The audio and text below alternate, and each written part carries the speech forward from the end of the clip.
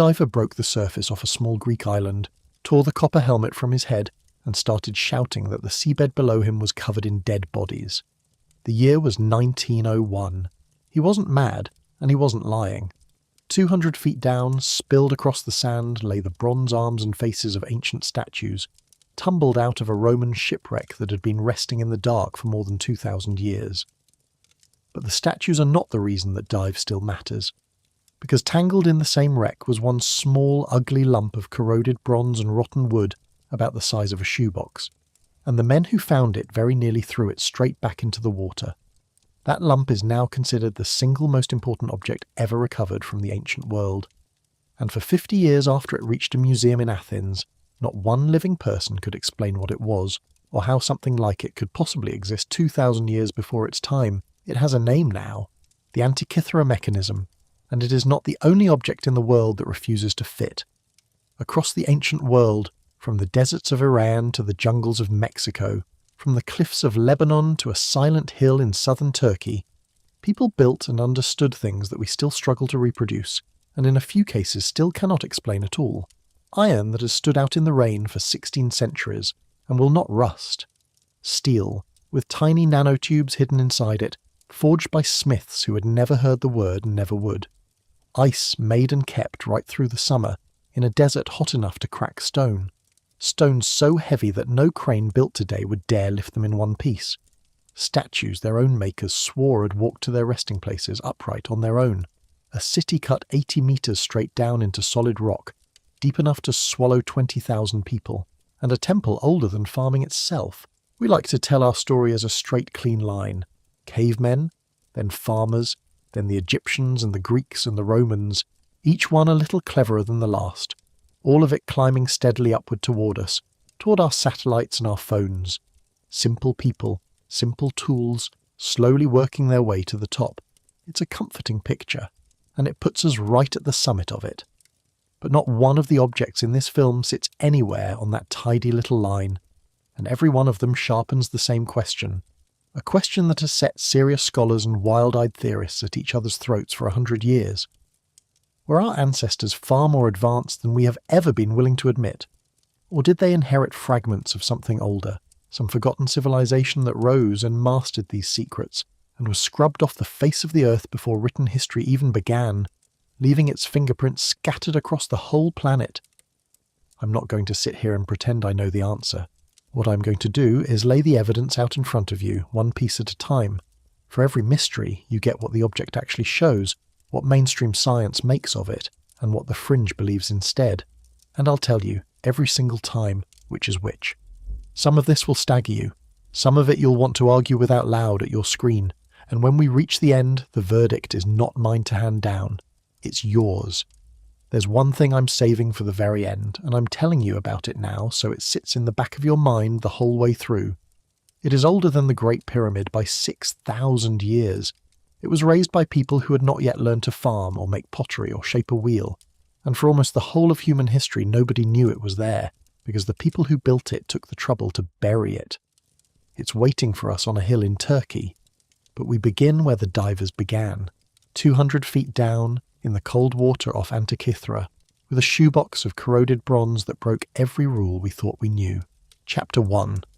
The Bronze Computer. The Antikythera mechanism.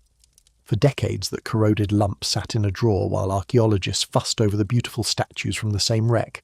Then it cracked open on its own, and inside were the last things anyone expected. Gear wheels. Tiny, precise-toothed bronze gears, some no bigger than a coin. Gears that were older than Julius Caesar. Nobody had ever imagined the ancient Greeks could make anything like them, and for years the honest reaction of most experts was simply disbelief. Some assumed it had to be a later object that fell into the wreck by accident, because the alternative was too strange to accept. The ship itself has been dated to roughly 60 years before the birth of Christ, sailing from the Greek islands toward Rome, loaded with luxury goods, when it went down. Today the mechanism survives in 82 fragments, and only about a third of the original is left. Inside those fragments there are more than 30 gear wheels, a hand crank on the side, and faint inscriptions engraved across the bronze like a tiny instruction manual. For over a century, the best minds in the world tried to work out exactly what it did. Here is what they found. You turned the crank on the side and the machine came alive. On the front, pointers tracked the position of the sun and the moon against the zodiac, and showed you the phase of the moon with a little rotating ball, half silver and half black. It followed the sun, the moon, and the 5 planets the Greeks could see with the naked eye. On the back, spiraling dials predicted eclipses of the sun and the moon years in advance. It tracked more than one calendar at once, and it even told you the 4-year cycle of the ancient games, including the Olympics. This was a machine that put the entire known cosmos in a wooden box you could carry under one arm. The cleverest part is a detail that makes engineers go quiet. The moon does not move across our sky at a constant speed. It runs a little faster at some points in its orbit, a little slower at others. The people who built this machine knew that, and they built it in, using a pin on one gear riding in a slot on another, one wheel mounted slightly off-centre from the other, so the output would speed up and slow down to match the real moon.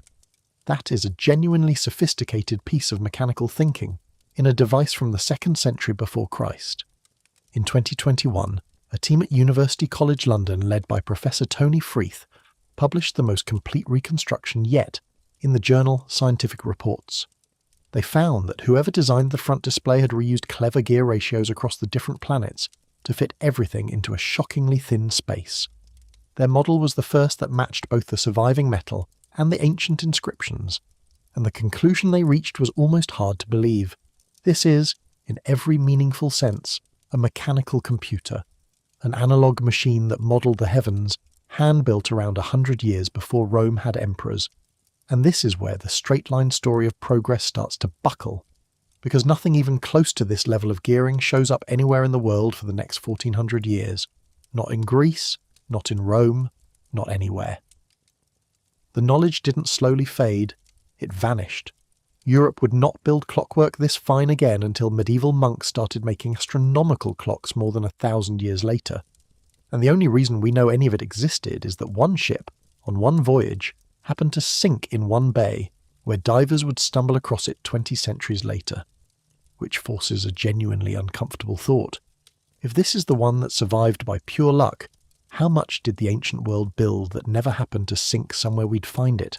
Before you crown the Greeks as secret gods of engineering, honesty demands the other side. In April 2025, 2 physicists in Argentina, Esteban Sigamti and Gustavo Arenas, ran a fresh computer simulation of the mechanism, and they included something earlier reconstructions had glossed over. The real, measured sloppiness of the gears, the imperfect spacing, the slightly triangular shape of the teeth. Their result was deflating. If the machine really was built to the tolerances we can measure in the corroded fragments today, it would have jammed so often it would have been very nearly unusable. Sticking and seizing like a printer that won't stop chewing paper, you'd be forever unjamming it. But even that has a twist. Those fragments have spent 2,000 years underwater, warping and corroding. The spacing we measure now may not be the spacing the maker intended. Maybe the original ran smoothly and the sea ruined it. Maybe it really was more of a showpiece than a working tool. We can't be sure. What nobody disputes, not even the skeptics, is that somebody, 2,000 years ago, had the mind to design it in the first place. And that mind, and the tradition that trained it, disappears from the record almost without a trace. So the first question of our story is already the deepest one. Not how did they build it, but how much did we lose? Chapter 2. The Genius of Syracuse. Archimedes. And the Greeks didn't stop at modelling the sky. A century or so before that ship went down, on the island of Sicily, there lived a man whose name still stands for genius. Archimedes of Syracuse, born around 287 years before Christ. Most people know him for a bathtub and a shout of eureka. What most people don't know is how far ahead of their time his machines really were. Start with something simple and beautiful, a device still spinning in fields and water plants around the world today. The Archimedes screw. It's a spiral wrapped inside a tube, and when you turn it, it lifts water uphill, against gravity, with almost no effort. Farmers used it to raise water for irrigation. Miners used it to drain flooded shafts. And more than 2,000 years later, you'll still find the same design pumping water and even moving grain and waste in modern treatment plants. He didn't just invent it. He invented something so right that it never went out of use. But Archimedes could also turn his genius to war, and when Rome came for his city, he did. Around 213 years before Christ, a Roman fleet under the general Marcellus laid siege to Syracuse, and Archimedes became a one-man defense industry. He designed catapults and ballistae that could be ranged to strike ships at different distances. And then there was the weapon the Roman soldiers came to fear most, the one the ancient writers Polybius and Plutarch describe with something close to awe. A great iron claw on a swinging crane, mounted on the city walls, that could reach out over the water, hook the prow of a Roman warship, haul it bodily up into the air and then drop it, swamping it or smashing it against the rocks. The Roman navy, one of the most powerful in the world, was reduced to panic by a machine on a wall. There's an even wilder story, less certain, that Archimedes arranged polished bronze mirrors to focus the sun's rays and set Roman ships alight from a distance, a heat ray 2,000 years early. Modern teams have tried to reproduce it with mixed and mostly skeptical results. So treat that one as a maybe, a legend that may have grown in the telling. And here is the detail that ties Archimedes straight back to that shoebox of bronze from the seabed. The Roman writer Cicero, more than a century later, described a device that Marcellus carried home from Syracuse after the city fell, a bronze sphere built by Archimedes that modelled the movements of the sun, the moon, and the planets. Turn it, and the little heavens moved in step with the real ones. That is, in effect, the Antikythera mechanism, described a full century before the ship that carried one went down, which means the mechanism was almost certainly not a freak, not a single flash of impossible brilliance. It was part of a whole tradition of Greek machines that put the cosmos in bronze, a tradition Archimedes himself may have helped begin. Which makes the loss even worse. It wasn't one genius, it was a school of them, an entire line of mechanical thinkers, and almost all of their work is gone. Archimedes died at that siege. The story goes that a Roman soldier found him drawing geometric figures in the sand, so absorbed he wouldn't move, and killed him. His reported last words were a plea not to disturb his circles. One sword stroke and one of the sharpest minds the ancient world produced was simply gone, along with most of what he knew. Chapter 3. The steam engine that went nowhere. Heron of Alexandria. Sicily had Archimedes. Alexandria, the great learning city of the ancient world, had Heron, or Hero, as he's often called, a Greek engineer working in Roman Egypt in the 1st century of the Common Era, teaching at the famous Museum of Alexandria. And Heron built something that, if history had turned even slightly differently, could have changed everything about the last 2,000 years. He built a steam engine. It's called the Eolipile, and the description is almost comically simple. A hollow metal sphere mounted on an axis over a sealed pot of water with 2 bent nozzles sticking out of opposite sides. You light a fire under the pot, the water boils, steam rushes up into the sphere and jets out through the 2 nozzles, and the reaction spins the sphere, faster and faster, a little brass ball whirling on its own power. That is a steam turbine. That is the same basic principle, jets of steam producing rotation, that would eventually drive ships and factories and generate much of the electricity in the modern world. And Heron described it around the 1st century, roughly 1,700 years before the engines of the Industrial Revolution. So why didn't the ancient world take off? Why no Roman steamships, no Egyptian railways? Because as far as we can tell, they treated it as a toy, a curiosity, a clever trick to amaze visitors, or a temple wonder. Nobody connected it to real work, to pumping water or turning millstones or hauling loads. And this is one of the most important lessons in this whole story, so I want to be honest about it. Having the invention is not enough. A society has to need it, has to see the point of it, has to be pushed toward it. The ancient Mediterranean ran on human muscle, and there was no pressure to replace that muscle with fire and steam. So the seed of the most transformative machine in human history sat on a workshop shelf in Alexandria, spinning uselessly, admired and ignored, for the better part of 2,000 years. Heron didn't stop there either. He was the great showman engineer of the ancient world. He designed temple doors that opened on their own, seemingly by magic, when a priest lit a fire on the altar outside. The secret was pure engineering. The heat expanded air in a hidden vessel, the air pushed water, the water's weight pulled ropes, and the heavy doors swung open as if the gods themselves had answered the flame. He built the first known vending machine where you dropped a coin in a slot and it dispensed a measured amount of holy water, the coin's weight tipping a lever that opened a valve.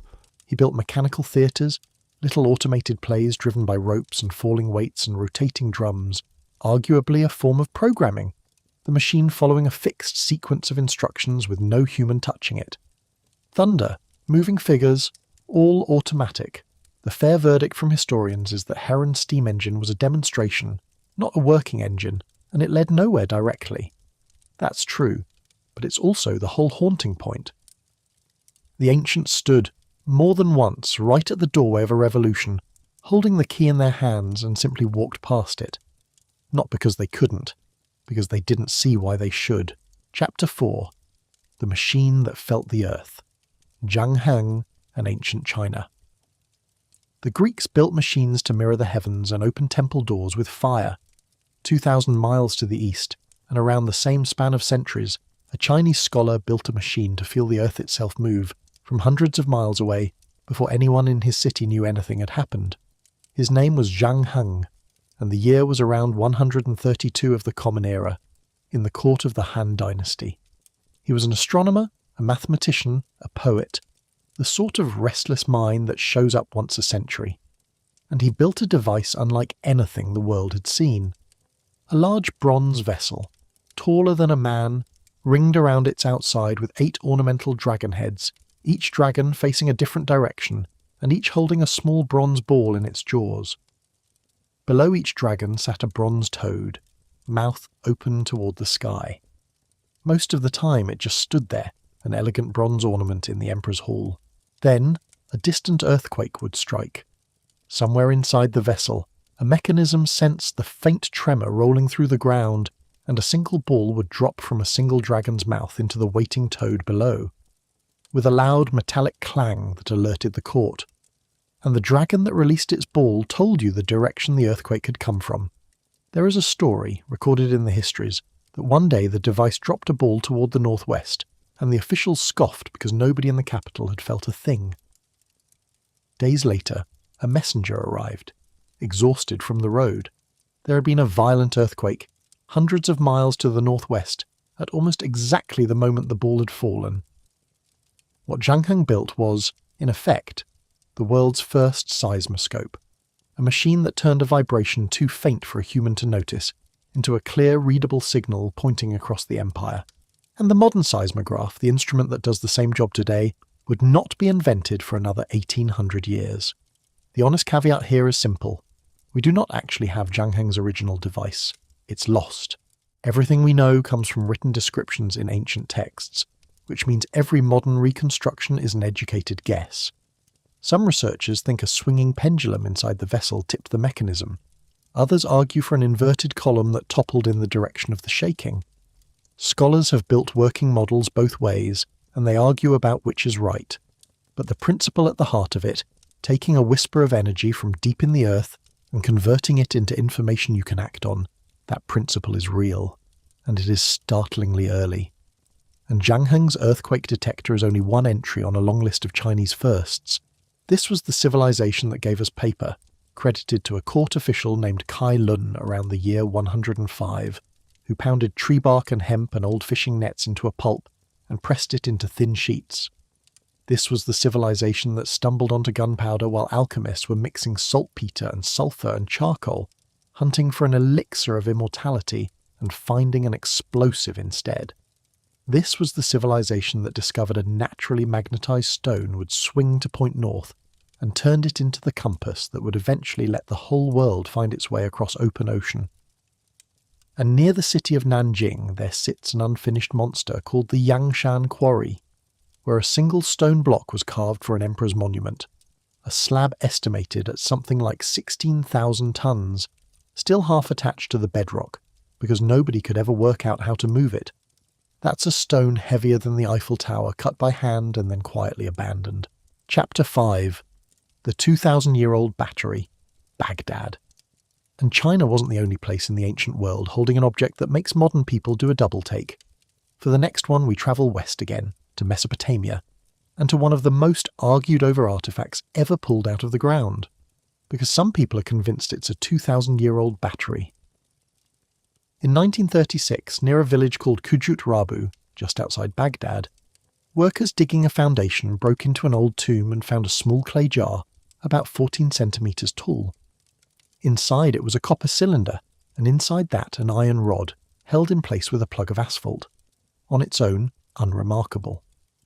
But a few years later, the German archaeologist who ran the Baghdad Museum's laboratory, Wilhelm König, looked at it and saw something startling. 2 different metals, copper and iron, separated and sealed, with signs the iron had been eaten by some acid. To König, that looked less like a pot and more like a device, specifically a galvanic cell, a battery. He was right that it could work as one. Fill that jar with an acid, vinegar, wine, sour grape juice, and the 2 metals and the liquid form exactly the arrangement that produces a small electric current. When modern people have built replicas and filled them with things like lemon juice or vinegar, the jars really do generate electricity, roughly half a volt to a volt each. Wire several together, and you get a usable trickle. König guessed it might have been used for electroplating, laying a thin skin of gold or silver onto cheaper metal using the current, which would be an astonishing thing to be doing 2,000 years before Alessandro Volta officially unveiled the battery in the year 1800.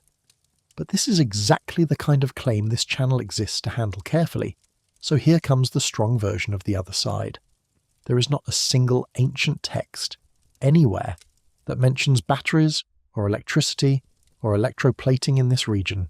No wires have ever been found, no obvious electrical tools, and the gilded objects that supposedly prove ancient electroplating can all be explained by ordinary, well-known ancient techniques, like fire gilding with mercury, that need no electricity at all. On top of that, experts at the British Museum have pointed out that the jar style actually looks later than König thought, and that the most likely explanation is far more ordinary. It was probably a storage vessel, quite possibly for holding rolled-up sacred scrolls or spells, with the iron rod as the core the scroll wrapped around, and the acid corrosion just the residue of a decayed papyrus or an organic offering. So was it a battery? Almost certainly not in any deliberate sense. The mainstream verdict is that this is a container that happens, by pure accident of its materials, to be able to hold a charge, which is a very different thing from a device someone built to make electricity, and yet the jar sits there in the record, ambiguous, a little unsettling, a reminder that the line between what the ancients could do and what we assume they couldn't is blurrier than we like. I'll let you file that one wherever you think it belongs. Chapter 6. The Concrete That Heals Itself. Rome. A machine you can point to is one kind of wonder. But what if a civilization had a material so good that we are only now, with electron microscopes and university laboratories, figuring out how to copy it? Not one civilization managed that. 2 did. And the first of them poured its secret around the time of Christ, then forgot it for nearly 2,000 years. We picture Roman ruins as ruins. Broken columns, crumbling walls, half-fallen arches with the sky showing through. So here is something that should stop you. A great deal of Roman concrete has outlasted the concrete we poured 50 years ago. The Pantheon in Rome still carries the largest unreinforced concrete dome on the planet, and it has stood, unrepaired, for nearly 19 centuries. Roman harbour walls at Caesarea are still sitting intact beneath the waves of the Mediterranean, after 2,000 years of salt water pounding against them. Meanwhile, modern highway bridges start cracking and spalling within decades. For most of the last 2 millennia, nobody could explain the gap. The old assumption was that the magic ingredient was volcanic ash. The Romans mixed their concrete with a specific ash from the Bay of Naples near a town called Pozzuoli, and it was so prized they shipped it across the whole empire. That ash is genuinely part of the story. But it wasn't the whole answer, because scattered all through Roman concrete are these little white lumps, chunks of lime a few millimetres across, and for a long time experts wrote them off as sloppiness. Evidence that the Roman workers just hadn't mixed the batch well enough. Impurities. Mistakes. That explanation nagged at a materials scientist named Admir Massis, a professor at MIT. It bothered him for a simple reason. The Romans obsessed over their building recipes, refined them over centuries, wrote entire treatises on how to get them right. Why would people that meticulous be careless on the very last step? So Massis and a team from MIT and Harvard took a hard look at those little white specks, using samples from the 2,000-year-old wall of a town called Privernum, in Italy. In 2023, in the journal Science Advances, they published what those specks actually are. Not mistakes, a repair system built into the stone. The Romans, it turns out, were mixing their concrete hot using quicklime, the fierce reactive form of lime that throws off heat the moment it touches water. That process leaves those little lime clasts scattered through the finished concrete like tiny embedded first aid kits. And here is what they do. When a crack begins to open in the concrete and rainwater seeps in, the water hits one of those lime lumps and dissolves it. The dissolved calcium flows into the crack, then recrystallizes, hardening back into solid mineral and sealing the gap shut. The concrete heals its own cracks. The team proved it in the lab. They made concrete the Roman way, with the lime clasts deliberately cracked it and ran water through the crack. Within 30 days, the crack had filled itself and the water stopped flowing. Then they made an identical batch without the lime clasts, cracked that one too, and the water just kept running through, forever. And in seawater, it gets stranger still. When Roman marine concrete sits in the ocean, the salt water reacts with the volcanic ash to grow brand new crystals inside the material, crystals that actually make the concrete stronger the longer it soaks. We build harbour walls and the sea gnaws them down. The Romans built harbour walls the ocean quietly strengthened the longer they sat in it. Right now, today, materials scientists are racing to invent self-healing concrete and pitching it as the future. The Romans poured it around the reign of Augustus, used it for centuries, and then the recipe was lost when the empire fell, and stayed lost until a lab cracked it open a few years ago.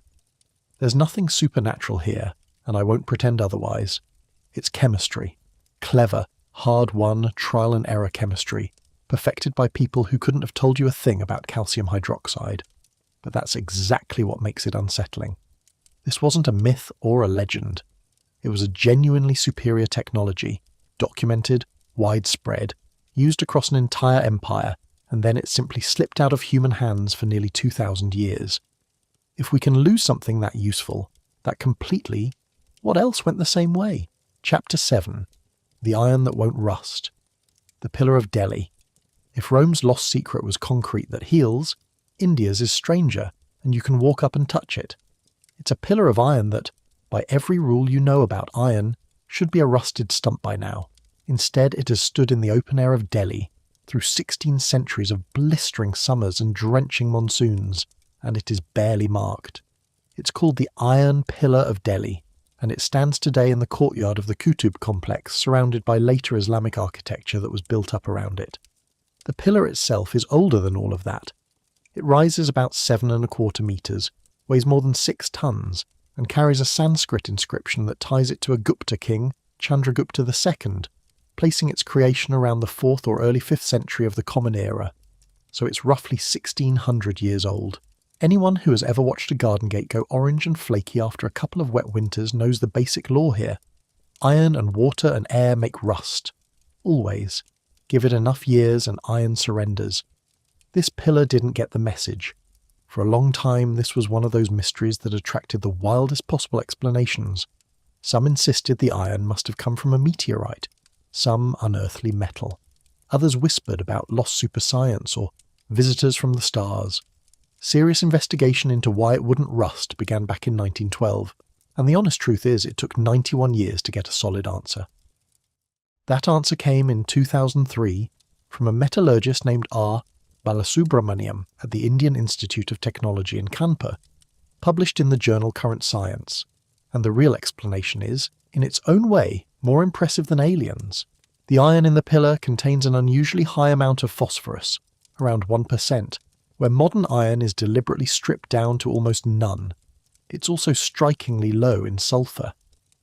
That chemistry, combined with the way the ancient smiths forged it, hammering and welding the hot iron rather than casting it, allowed a microscopically thin protective film to grow slowly across the surface over centuries.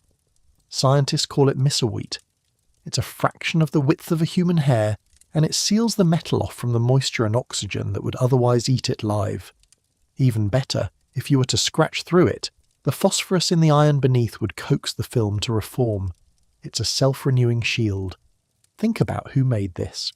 A smith in 5th century India, with no concept of phosphorus, no idea what oxygen was, No laboratory, no chemistry as we'd recognise it, produced an iron alloy with a corrosion resistance that modern industry still can't cheaply match.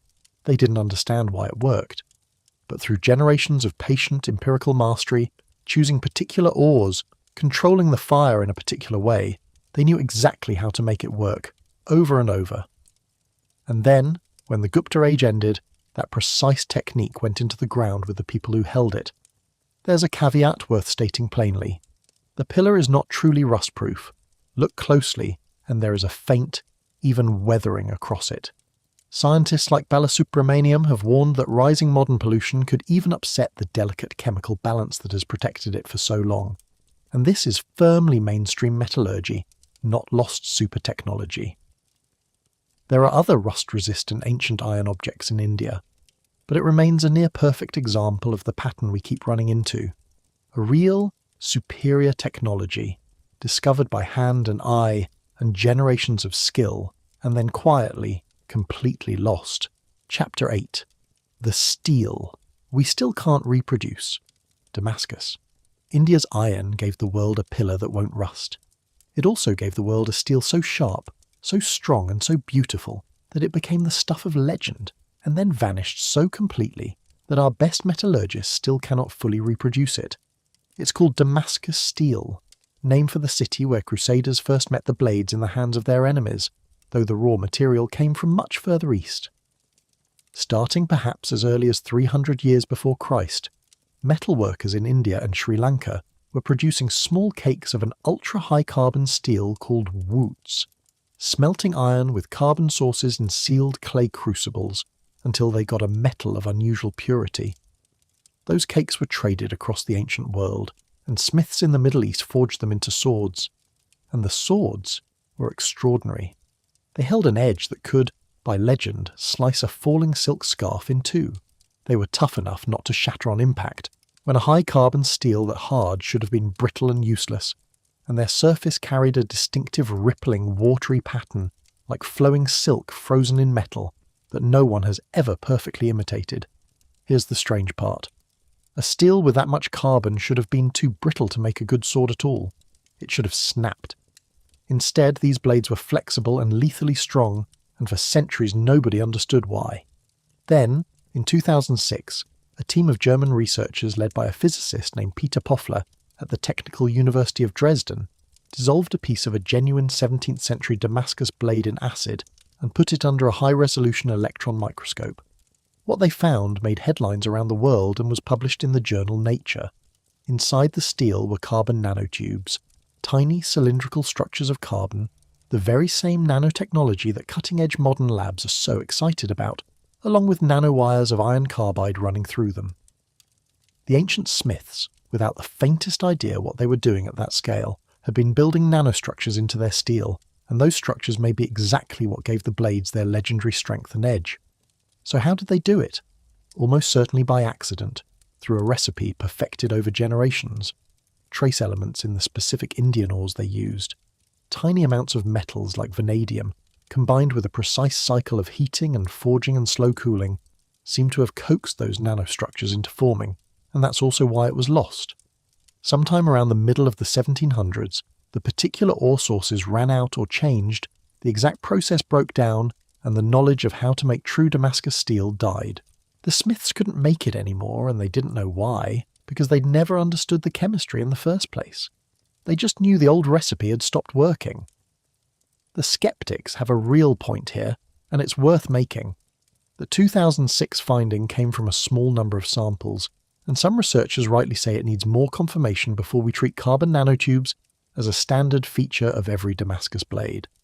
What isn't in dispute is the pattern, the one we keep meeting.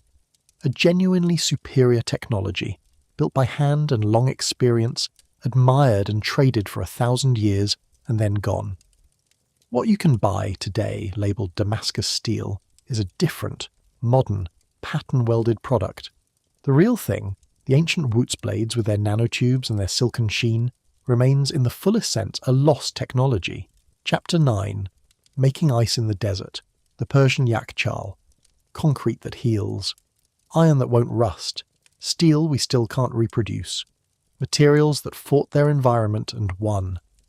But some ancient engineers took on something even harder than rust or cracks. They took on the desert itself. And one of them did something that sounds like a straight-up impossibility. They made ice and stored it through the summer in a place where the daytime heat can crack stone. Central Iran. Deep summer. 40 degrees in the shade, and there is no shade. Electricity is more than 2,000 years away. And yet the ancient Persians were serving chilled drinks and frozen desserts with ice they had made and kept themselves. Their machine for doing it still stands in the desert today, and its name is the Yakchal. From above, a Yakchal looks like a tall, pointed dome of mud brick rising out of the flat desert, sometimes higher than a house. Below it, hidden underground, is a deep storage pit. The Persians were building these by around 400 years before Christ, and every part of the design is fighting the heat. The dome walls are enormously thick, up to 2 meters at the base, sealed with a special mortar the Persians called saruj, a mix of sand, clay, lime, ash, goat hair and egg white that resists heat and water so well the interior stays sealed off from the murderous world outside. Cold water was carried in through underground channels called qarnuts, ancient aqueducts that ran for miles beneath the sand, keeping the water cool and shaded the whole way. A tall wall on the sunny side threw a permanent band of shadow across the pools. And in many of them, a wind tower called a badger rose above the dome to catch the desert breeze and funnel it down into the cold heart of the structure. Put it all together and you have a refrigerator with no moving parts and no power source, running on nothing but geometry, shade, dry air, and the brutal cold of desert nights. Because here is the trick the Persians exploited. Deserts are furnaces by day, but the same dry, cloudless air that roasts you at noon lets heat radiate away fast after dark, and the temperature plunges. Water left in shallow pools on a clear desert night can freeze even when the days are scorching. A trench at the bottom caught the meltwater so it could refreeze in the small hours. Layer by layer, night after night, they harvested and stored ice, and insulated it so well it lasted straight through summer. And this wasn't a toy for kings only. Towns had many yakchals, some for public use, and Persians chilled fruit and made falud, a frozen dessert that people in Iran still eat today.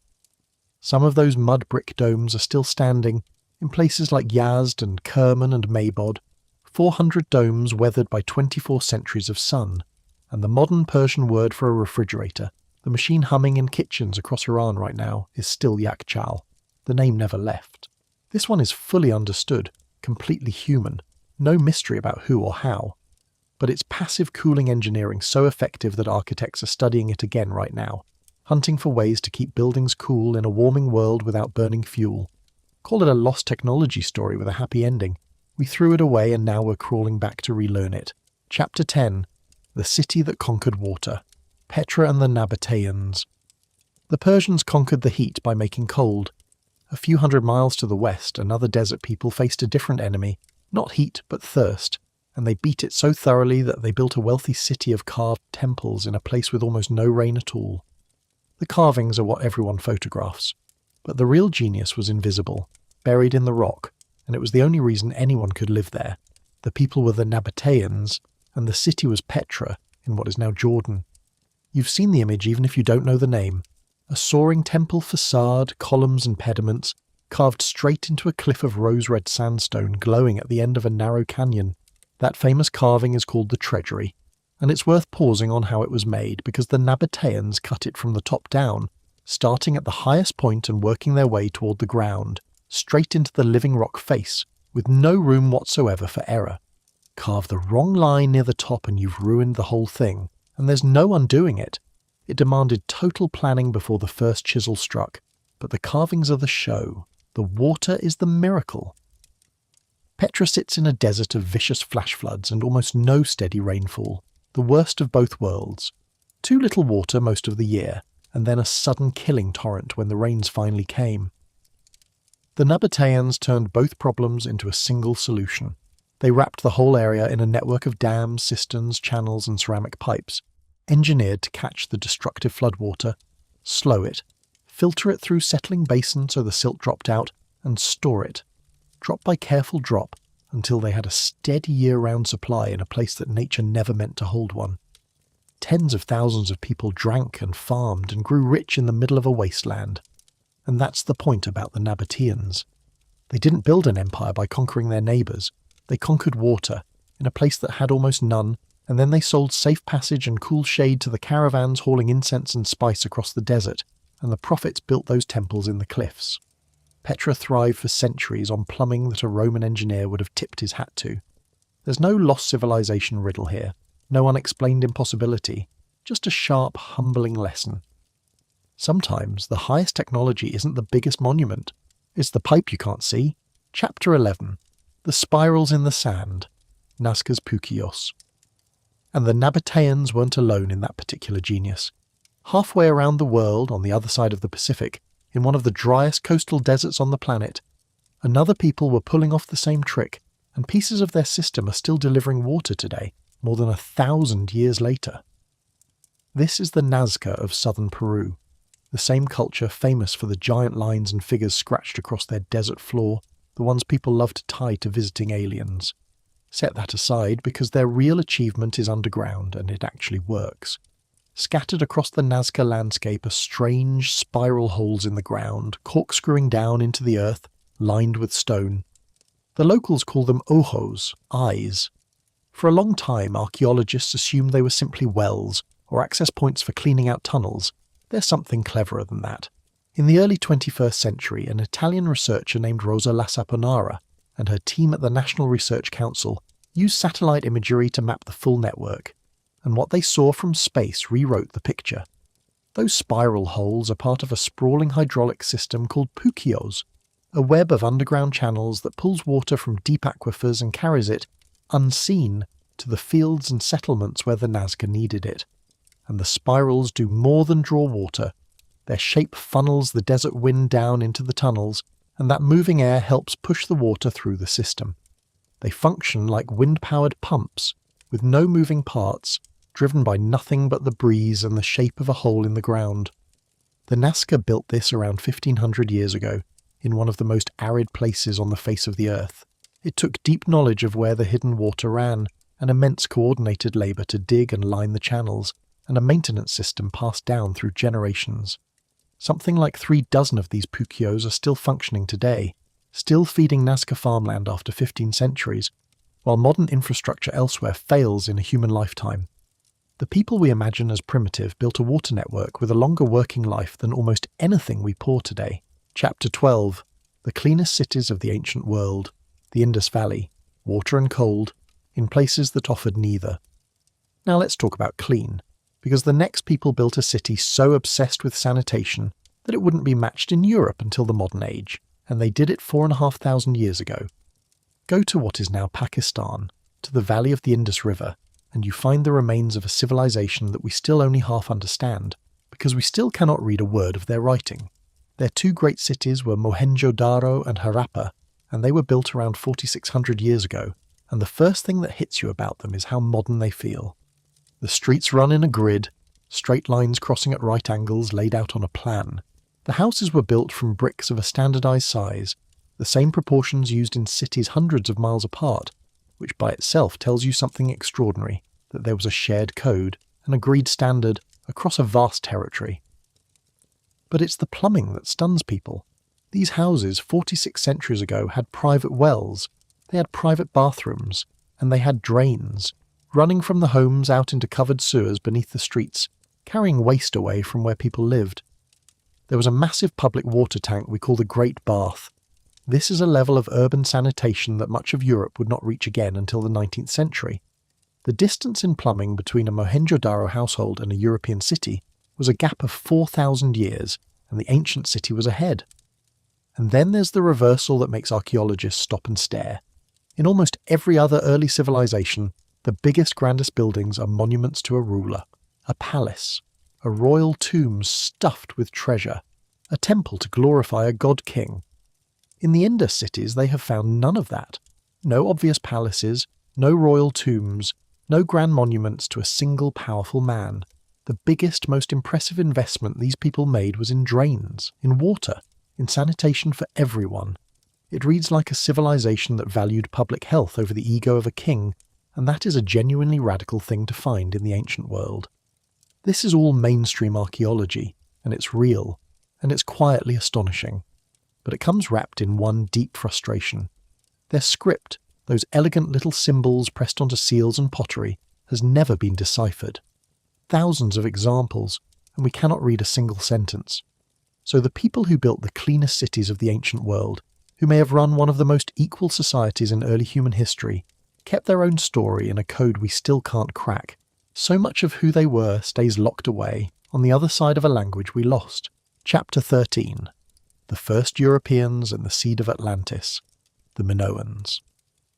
Before we leave the world of clever plumbing behind, there is one more early people worth meeting, because they tie together two threads that run through this entire film. Advanced technology and sudden catastrophe. They were the Minoans of the island of Crete, the first great civilization of Europe, flourishing in the Bronze Age from around 4,500 years ago. The Minoans built sprawling palace complexes, the grandest at a place called Knossos, and they decorated them with vivid frescoes of dolphins and leaping bulls and women in bright dress. But the detail that stops modern visitors is the plumbing. The palace at Knossos had a system of clay pipes bringing in fresh water and carrying away waste, connected to drains and sewers. And in the royal quarters, archaeologists found what may be the earliest flush toilet in human history, a seat above a channel that could be flushed with poured water, draining into the sewer beneath. Roughly 3,500 years ago, Minoan nobility were using flushing toilets and running water, a comfort most of Europe would not enjoy again until the modern era. On the nearby island of Thera, now called Santorini, a Minoan town called Akrotiri had multi-storey houses with indoor toilets on upper floors, connected to drains running down inside the walls. And then, around the middle of the second millennium before Christ, the volcano at the heart of Thera exploded. It was one of the most violent eruptions in human history, blasting many cubic kilometers of rock and ash miles into the sky, collapsing the center of the island into the sea and sending tsunamis rolling across the Aegean. The town of Akrotiri was buried under meters of ash and preserved, a Bronze Age Pompeii, though strikingly no bodies have been found there, which suggests the people read the warning signs and fled before the end. The Minoan civilization did not vanish overnight, and scholars now argue about exactly how much the eruption weakened it.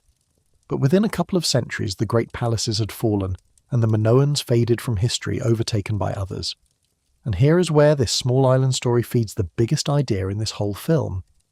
Many researchers have proposed that the memory of the Minoans, a sophisticated island civilization of great wealth and skill, wiped out or crippled by a sudden natural cataclysm, is the real seed of the legend of Atlantis, the tale Plato told of an advanced society swallowed by the sea in a single terrible day. The match isn't perfect, and plenty of experts push back on it, noting that Plato wrote his account 1,000 years later and got many details wrong, so treat it as a possibility, not a proven fact. But look at the shape of it. An advanced people, a catastrophe out of the earth and the sea, and then a story passed down and distorted across 1,000 years of a lost golden world drowned by the gods. Whether or not the Minoans were Atlantis, they are proof that the pattern at the centre of this film is real. Advanced societies do rise, and they can be erased. Fast. What's left behind is a few ruins and a legend nobody quite believes. Chapter 14. The largest stones ever cut. Baalbek. Water. Cold. Clean cities. Engineering you can explain even when it takes your breath away. But now we reach the mysteries that don't have such tidy answers. The ones about stone. Because someone, in a valley in Lebanon, cut a single block of stone heavier than 4 fully loaded jumbo jets, shaped it to a smooth finish, and then left it lying in the dirt where it still sits today, and nobody can tell you for certain how they plan to move it. The place is Baalbek, in the Bekaa Valley of Lebanon, and in Roman times it was a great temple complex called Heliopolis. The Romans raised a colossal temple to Jupiter there, and part of what they built into its foundation is a group of 3 stone blocks known as the trilithon. Each of those 3 blocks weighs somewhere around 800 tons.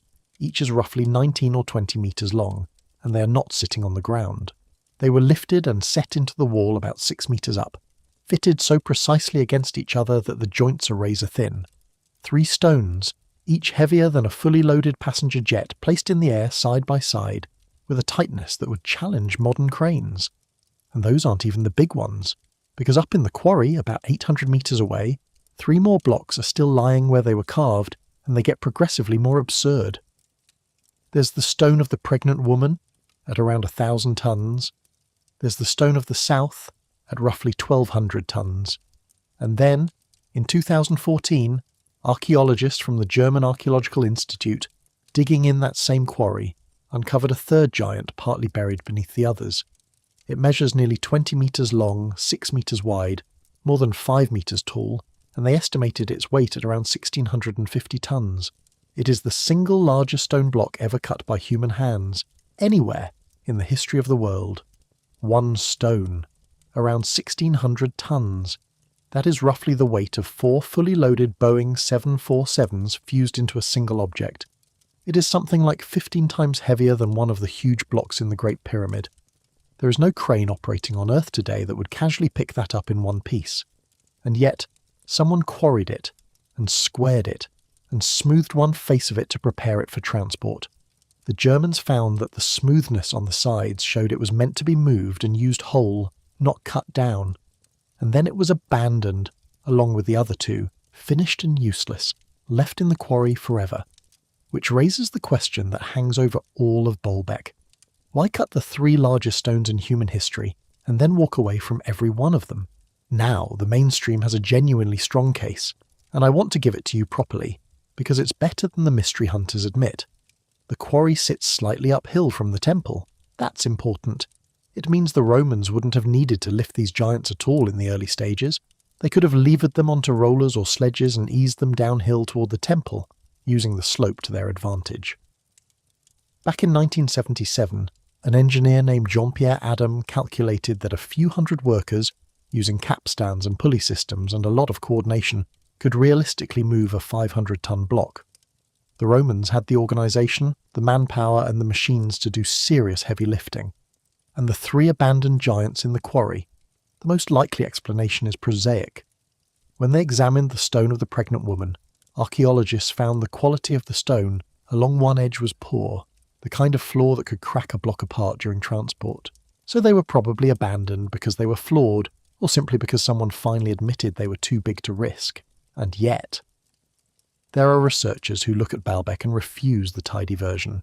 Some, like the writer Graham Hancock, point to the weathering on the megalithic blocks, and to what they say are 2 distinctly different building styles at the site, the enormous foundation stones and the smaller Roman work on top, and they argue that the giant base is far older than Rome, built by some earlier culture whose name we've lost.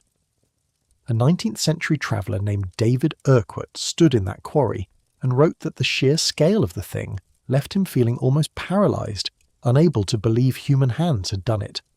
The mainstream evidence for Roman construction is solid. The unease that grips people standing next to these stones is also real. I'll let you weigh it yourself. Chapter 15. Carrying Mountains. The Olmec heads. Baalbek's giants at least sat close to the quarry that birthed them.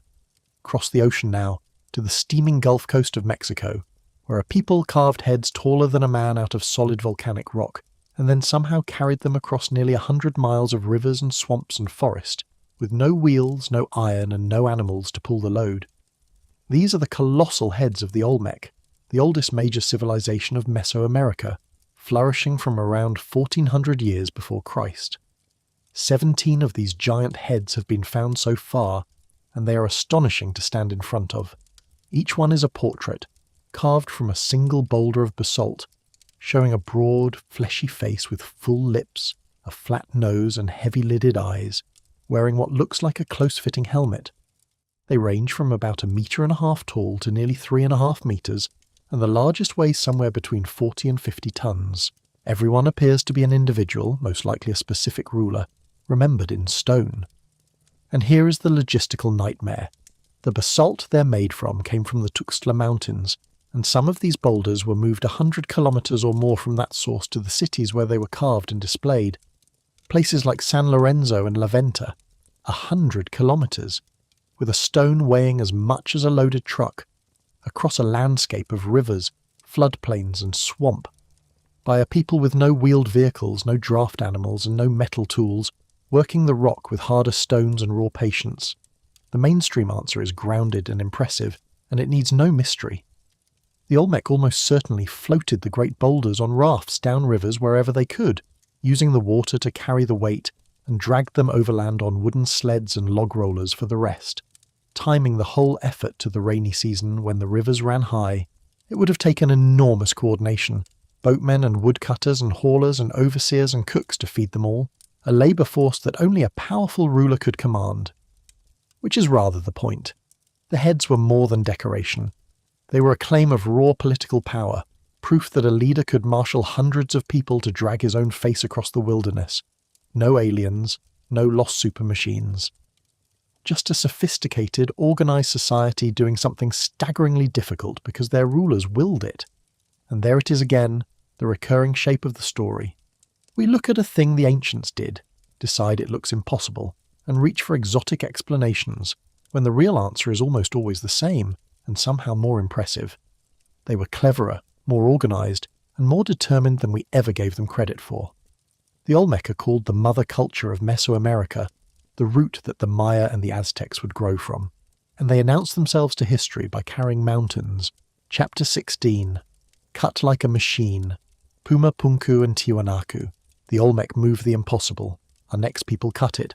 Stay in the Americas, but climb nearly 2.5 miles up into the thin air of the Bolivian mountains, where the stones are cut so cleanly that people swear, the first time they see them, that a machine must have made them. The place is Puma Punku, part of the Great Tiwanaku complex near Lake Titicaca, and it sits at almost 13,000 feet above sea level, on a windswept plateau where the air is so thin that visitors get lightheaded. What's scattered across the ground there looks less like ancient ruins, and more like the wreckage of a modern factory. The famous pieces are called the H blocks, and the name says it. They're cut into precise H shapes, with sharp interior right angles, mirror-flat faces, and identical recesses repeated from block to block, as if they were mass-produced to a single template. They fit together like manufactured parts, interlocking, standardized, modular. Some researchers describe Puma Punku as a kind of ancient prefabricated construction, a building meant to be assembled from matched components, in stone, 1,000 years before the Inca. And there's more. The blocks were locked together with metal clamps, poured into carved eye-shaped channels. The Tiwanaku made these clamps from a specific alloy of copper, arsenic and nickel, and the clamps hold a further surprise. Some of that metal appears to have been poured molten directly into the stone channels on site, which means portable smelting, melting metal at nearly 13,000 feet. The largest single block at the site weighs about 130 tons. The overall impression, the flat faces, the repeated dimensions, the interlocking geometry, is so precise that people have compared it to laser-cut work. So is this proof of a lost machine age? Here the science turns genuinely satisfying instead of deflating. Two archaeologists, Jean-Pierre Protzen and Stella Nair, at the University of California, Berkeley, spent years studying exactly how the Tiwanaku worked their stone. And then Nair sat down and did it herself. Using only tools that the Tiwanaku had, hand tools made from stones harder than the andesite they were carving, obsidian, quartzite, flint, hematite. She reproduced one of those precise H-shaped designs, about 8 inches across, hitting the same crisp angles and clean edges you see at Puma Punku. The mirror-flat faces came from a second technique Protzen pinned down, patient grinding with flat stones and abrasive sand, the same method the Inca used on their walls. It was difficult, it was slow, it demanded extraordinary skill, but it was completely achievable without a single metal chisel, let alone a laser, and radiocarbon dating firmly places the whole site within the Tiwanaku era, roughly 1,500 years ago, not in some vanished ice age past. So the precision at Puma Punku is real. It is not internet exaggeration. What's false is the claim that it was impossible. It was human. Just human at the absolute edge of what patience and skill can do. And I think that's actually the more thrilling answer. Chapter 17. The Walls That Survive Earthquakes. The Inca. The Tiwanaku mastered the flat face and the right angle. The people who came after them in these mountains, the Inca, inherited that stonecraft and pushed it somewhere else entirely, toward walls that don't just look perfect. They survive earthquakes that flatten everything modern around them. Above the old Inca capital of Cusco stands a fortress called Sacsayhuaman, and its walls are made of boulders the size of small buses, some weighing over 120 tons, fitted together so tightly that the classic test still holds. You cannot slide a knife blade or even a sheet of paper into the joints between them, and there's no mortar. Nothing glues these stones together except the perfection of their fit. But look closely and you notice something odd. The blocks aren't neat rectangles. They're irregular, many-sided, polygonal, each one a unique puzzle piece with a dozen angles locked against its neighbours. It looks harder than just cutting square blocks. Why would they do it that way? Because those crazy irregular joints are the secret, and they're not decoration, they're engineering. The Andes are racked by earthquakes. When the ground heaves, a wall of neat mortared bricks tends to shear and topple. But these interlocking polygonal stones can shift and jostle against each other when the earth moves, absorbing the shock and then settle back into place. The wall flexes with the earthquake instead of fighting it, and then it holds. It's a form of seismic engineering that modern designers study with open admiration, and the proof is written across Cusco in the most brutal way. Over 5, 6, 7 centuries, earthquake after earthquake has hit these mountains. The Spanish, when they conquered the Inca, often tore down the tops of Inca walls and built their own colonial churches and mansions on the ancient foundations. And again, when the big quakes came, the Spanish buildings cracked and collapsed, while the Inca foundations beneath them did not move an inch. The old walls outlasted the new ones. The conquerors' architecture failed on top of the architecture they thought was primitive. The Inca did all of this, by the way, with no iron tools, no wheels for transport, and no written language as we'd understand it. They ran an empire that stretched the length of a continent, tied together by a road network of some 30,000 kilometres, and they kept their records, their taxes, their census, their whole history, on knotted strings called quipu, a language of knots that we're still only partly able to read. Fully human, fully documented, and still humbling, not a mystery to solve, a masterclass to admire. Chapter 18. The pyramids and the city that wasn't there, Egypt and Giza. And now we arrive at the civilization no film about ancient technology can skip. But I want you to forget the aliens for a moment, because the honest story of Egypt is stranger and more useful than the one the internet usually sells you. And in the last couple of years, Egypt has been at the centre of one of the biggest, wildest archaeology controversies of our time. Start with the thing that's real. The Great Pyramid of Khufu at Giza is, even by cold modern standards, a staggering piece of work. It was built from something like 2.5 million blocks of stone, most of them heavier than a family car, stacked into a mountain nearly 150 metres tall. And for nearly 4,000 years it was the tallest building on the face of the planet. If it went up in the roughly 20 years the mainstream allows, that means the Egyptians were quarrying, hauling, and setting a multi-ton block into place every few minutes for 2 decades, without a single machine as we'd know one. And they didn't just pile them up. In many places the joints between the blocks are so fine you cannot slip a blade between the stones. The vast base, covering an area you could fit several cathedrals into, is level to within a couple of centimetres across its entire span, and it's aligned true north with an error so small it embarrasses you to think about, without a compass, without any of the instruments a modern surveyor would reach for. Forget the theories for a second. The plain, boring, verified precision of the thing is the marvel. That precision, not the wild claims, is what should raise the hair on your arm. And then, in March of 2025, Egypt detonated across the internet. A group of Italian researchers, led by Corrado Malanga of the University of Pisa and Filippo Biondi of the University of Strathclyde, held a press conference and announced something explosive. Using satellite radar, a technology called synthetic aperture radar, they claim to have detected a vast hidden complex deep beneath the Khafra pyramid, the second of the 3 Great Giza pyramids. Not a small chamber. They described 8 enormous vertical shafts plunging straight down, wrapped in spiral pathways, reaching more than 600 metres below the plateau, ending in gigantic cube-shaped chambers, with more structures above, an entire underground city, they said, far larger than the pyramids themselves. And they tied it to legend, to the fabled Hall of Records, a mythical library said to hold the lost knowledge of a vanished civilization. They even floated a date, 38,000 years old. The internet lost its mind. The story exploded across podcasts and news feeds, picked up by Joe Rogan, by Piers Morgan, amplified by anyone who's ever suspected that mainstream archaeology is hiding something. InfoWars ran with it. For a few weeks in 2025, It felt like the discovery of the century was unfolding in real time. And here is where I have to be straight with you, because that's the whole point of this channel. The claim was never published in a peer-reviewed journal. It was announced at a press event, and the people who actually work with this technology lined up to knock it down, hard.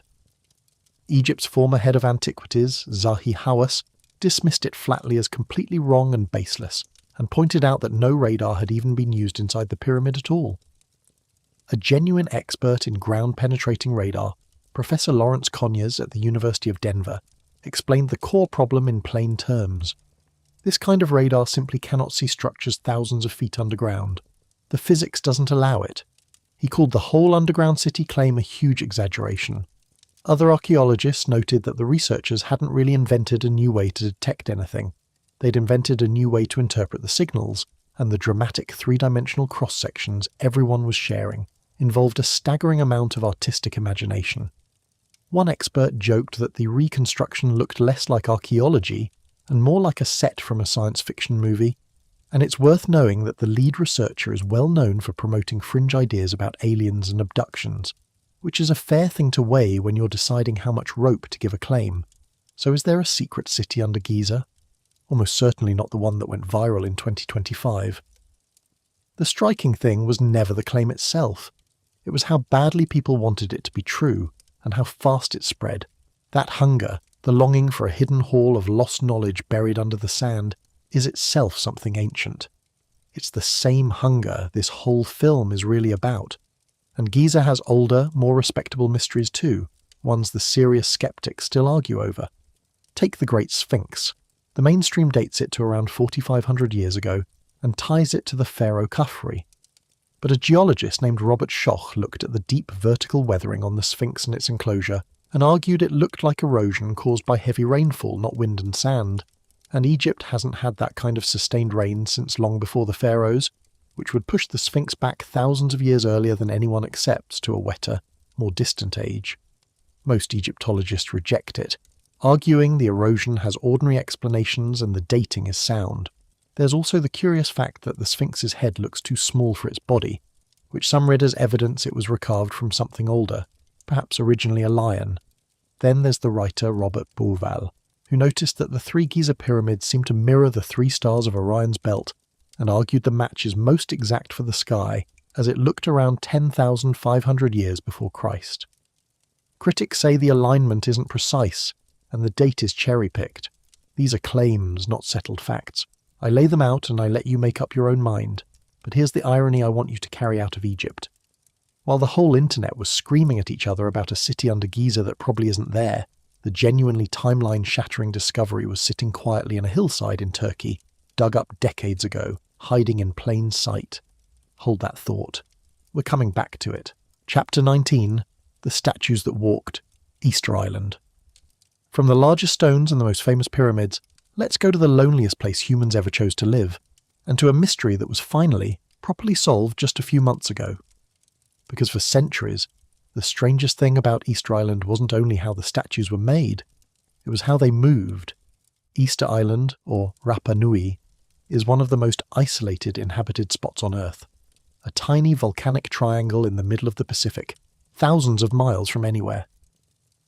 And the Rapa Nui people carved nearly 1,000 giant stone figures, the Moai, those huge, solemn heads and torsos with the heavy brows. Some of them stand 10 meters tall and weigh as much as 80 tons. They were all carved in one place, a volcanic crater quarry called Rano Raraku, and then somehow moved, some of them for miles, to platforms around the island's edge. And the islanders did this with no wheels, no draft animals, and crucially on an island that had lost most of its trees. So how on earth did they move 80-ton statues across rough ground, with none of the tools you'd think you'd need? The old theory was that they laid the statues flat and dragged them on wooden rollers and sleds, but that never sat right, because the island was largely stripped of forest, and where were all these thousands of logs supposed to come from? Meanwhile, the Rapa Nui people themselves had always insisted on an answer that sounded like pure myth. Their oral tradition said the statues walked, upright, to their places. For a long time, scholars filed that under legend and moved on. Then the archaeologists took a hard look at the statues that were abandoned along the ancient roads, the ones that fell in transit and were left. and they noticed those road statues were different from the ones standing on the platforms. The road moai had wide, D-shaped bases, and they leaned forward. It was almost as if they'd been deliberately designed to be tipped and rocked. The roads themselves were built with a concave cross-section, a shallow channel that would help keep a rocking statue steady. So two researchers, Carl Lippo of Binghamton University and Terry Hunt of the University of Arizona, decided to test the impossible myth. They built a full-scale replica, a moai weighing about 4 1/3 tons with that forward lean and D-shaped base. They tied 3 ropes to it, and with a team of just 18 people, alternately pulling the ropes to rock it from side to side, they walked that multi-ton statue down a road. It swayed forward, step by rocking step, exactly the way the islanders had always described. 18 people moved it 100 meters in 40 minutes, upright, walking. And in 2025, Lippo and Hunt published a full analysis in the Journal of Archaeological Science, studying nearly 1,000 of the moai and answering every objection critics had thrown at the walking theory, the terrain, the ropes, the physics. Their conclusion was that the statues were engineered for exactly this, designed from the shape of their base to the lean of their bodies to walk. And that is the quiet heart of this entire film, the primitive myth, the story the islanders told about walking statues, that dismissed piece of native folklore, turned out to be the accurate engineering report. The people who actually did the thing had told us the truth the whole time, and we didn't listen because it sounded too strange. Over and over, when we finally crack how the ancients did the impossible, the answer isn't aliens and it isn't lost super machines. The answer is that they were smarter than we assumed, and we were too proud to believe them. Chapter 20. The Greatest Voyage Ever Made. Polynesian Wayfinding. But moving the statues, it turns out, was the easy part. The truly staggering thing about the people of Rapa Nui, and about the wider family of Pacific Islanders they belonged to, is how their ancestors reached that speck of rock in the first place. Because to settle Rapa Nui and Hawaii and New Zealand and the 1,000 islands in between, the Polynesians crossed the largest ocean on Earth, thousands of miles of empty water in open canoes with no compass, no sextant, no charts, and no metal. And they did it on purpose, and they did it again and again, centuries before Europeans dared sail out of sight of land. How? Through a body of knowledge we call wayfinding, and it is one of the most sophisticated mental technologies the ancient world ever produced, except it wasn't written down anywhere. It lived entirely in the mind. A master navigator memorized the rising and setting points of well over 100 stars, arranged into a mental framework we now call the star compass. The horizon divided into houses where each star climbs out of the sea and sinks back into it, steering toward one star until it rose too high, then switching to the next that rose in the same spot. A navigator could hold a course through the whole night. By day they read the sun, and the direction and shape of the ocean swells rolling under the hull, feeling the pattern of the waves in their own body even in the dark. They watched the flight paths of nesting seabirds at dawn and dusk, which point toward land. They read the colour of the water, the shapes of clouds that gather over unseen islands, the drift of debris. All of it held in memory. All of it passed down by voice from master to student across a lifetime. For a long time, plenty of Western scholars simply refused to believe it. They assumed the islands must have been settled by accident, by canoes blown off course, because surely no one could deliberately navigate across that much open ocean without instruments. Then, in 1976, a group in Hawaii decided to prove otherwise. They built a traditional double-hulled voyaging canoe called hokulea, and because the old Hawaiian navigators were gone, they brought in a master from a tiny island in Micronesia named Maupiailug, one of the last men alive who still carried the full tradition. And Mau guided that canoe from Hawaii to Tahiti, across roughly 2,500 miles of open Pacific, using nothing but the stars, the swells, and the knowledge in his head. He hit his target. No instruments, no maps, just a human being who had turned his own mind into an ocean-crossing computer. There is no mystery here to explain away, and no lost super technology. The mystery is only in how badly we underestimated it. An entire ocean, a third of the surface of the planet, explored and settled by people we once dismissed as incapable of intentional navigation, using a science so advanced it took modern researchers decades just to accept that it was real.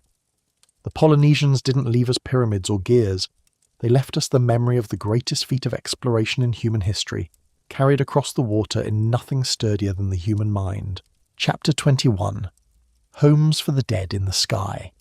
The Lycians. From the widest ocean on Earth, come back with me to dry land, to the southern coast of Turkey, where a people called the Lycians did something eerie and beautiful with stone. They carved homes for the dead into sheer cliff faces, high above the ground, as if building a city in the sky. They were the Lycians, and they lived in the rugged mountains and coves of southwestern Anatolia, and their signature is the rock-cut tomb. At sites like Panara and Myra, you look up at a vertical cliff and see rows of tomb facades carved directly into the rock, complete with columns and gabled roofs that copy the shape of Lycian houses and temples. Some of them are stacked one above another, climbing 50 metres up a cliff. To carve those and to finish the delicate architectural details that high up meant real feats of scaffolding, ropes and suspended platforms, working on a vertical face with a long drop below. Why go to such lengths and such danger to bury the dead in the sky? The tombs themselves give us the likeliest answer.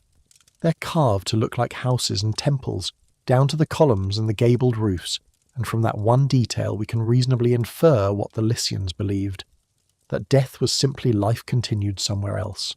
So they built the dead a home, elevated, protected, closer to the heavens and further from the reach of the living. The engineering wasn't in service of war or wealth or a king's vanity. It was in service of a belief, something you can still feel standing at the bottom of one of those cliffs, craning your neck at a doorway carved into stone 40 metres above you that no living person was ever meant to walk through. Not every ancient technology was about power. Some of it was about what people thought waited for them after the last breath. Chapter 22. The City Beneath the City. Derinkyū. The Lycians carved their dead up into the cliffs, reaching toward the sky.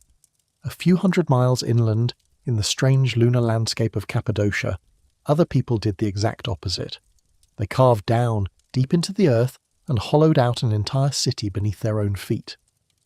The most famous of them is called Derinkyū, and its discovery is the stuff of legend. In 1963, a man in the Turkish town of the same name was renovating his house, knocked down a wall in his basement, and found a room behind it he'd never known was there.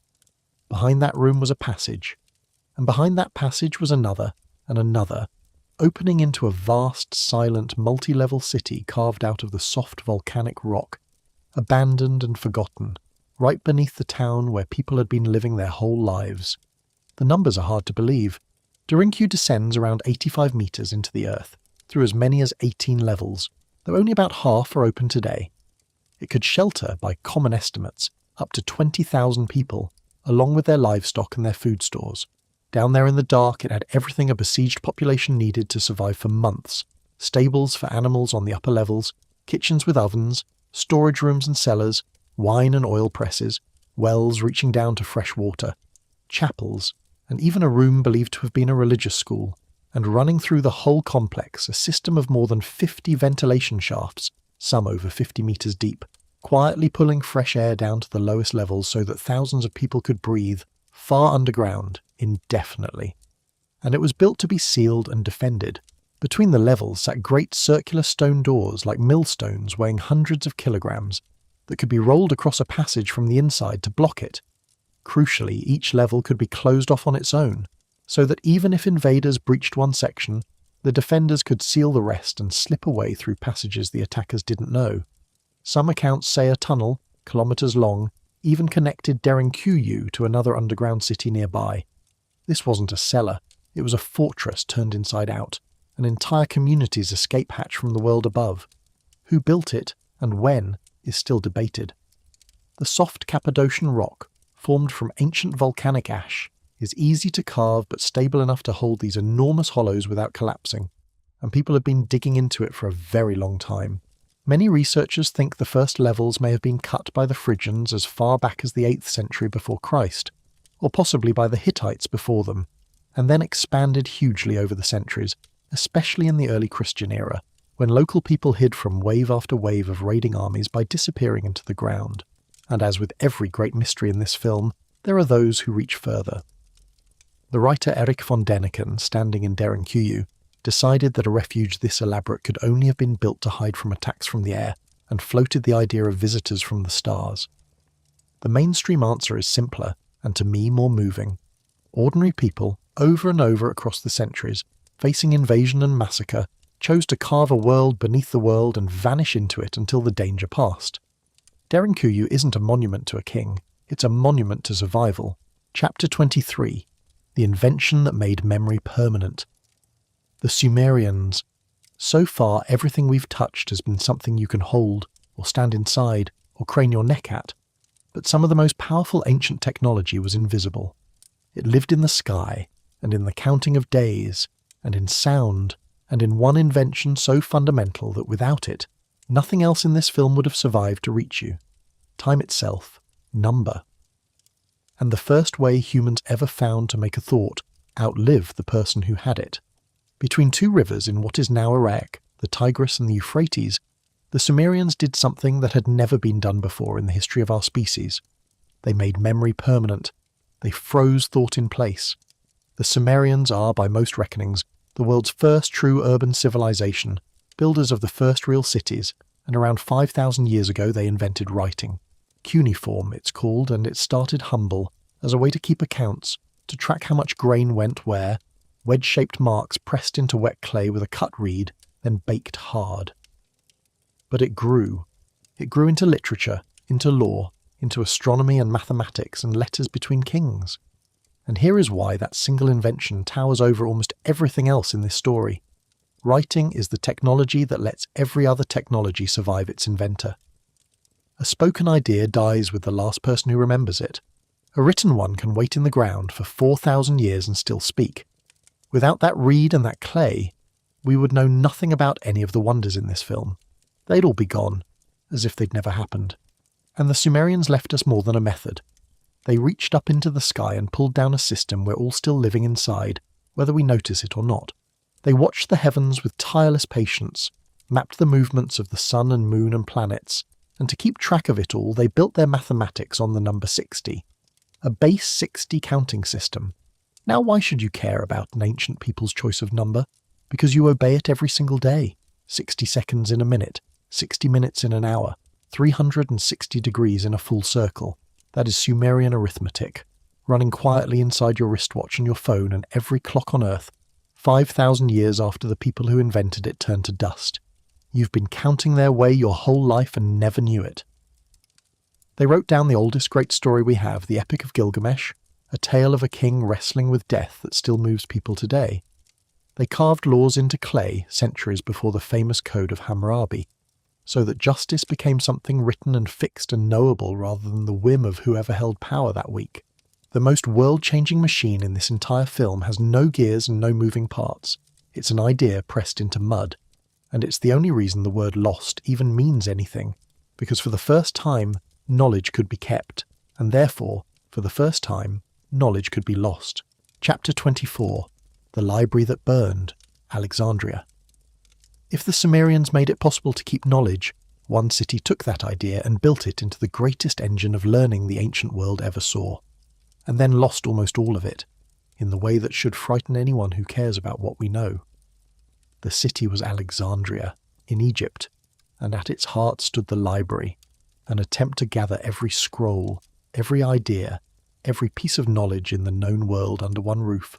Hundreds of thousands of scrolls. Scholars from across the Mediterranean came to read, argue, and build on each other's work. And out of that concentration of minds came some genuinely staggering science. One example stands out for how simple and how audacious it is. Around 240 years before Christ, a scholar named Eratosthenes, who ran the library, measured the size of the entire planet, using a stick and a shadow. He knew that in a city to the south, at noon on the summer solstice, the sun shone straight down a deep well and cast no shadow at all, meaning it was directly overhead. On that same day, in Alexandria to the north, a vertical stick did cast a shadow, and he measured the angle of it, about 7 degrees. From that single difference in shadow and the known distance between the two cities, he worked out the curvature of the Earth and calculated how far it is around. And his answer, made with nothing but geometry, a stick, and the distance between two towns, was within a few percent of the number we measure today with satellites. In the 3rd century before Christ, a man in a library figured out how big the whole world is and got it very nearly right. That is the height the ancient mind could reach. And now the hard part. The Library of Alexandria declined and was damaged and lost over centuries through fire, war, neglect and politics, and the overwhelming majority of what it held is simply gone. We have fragments.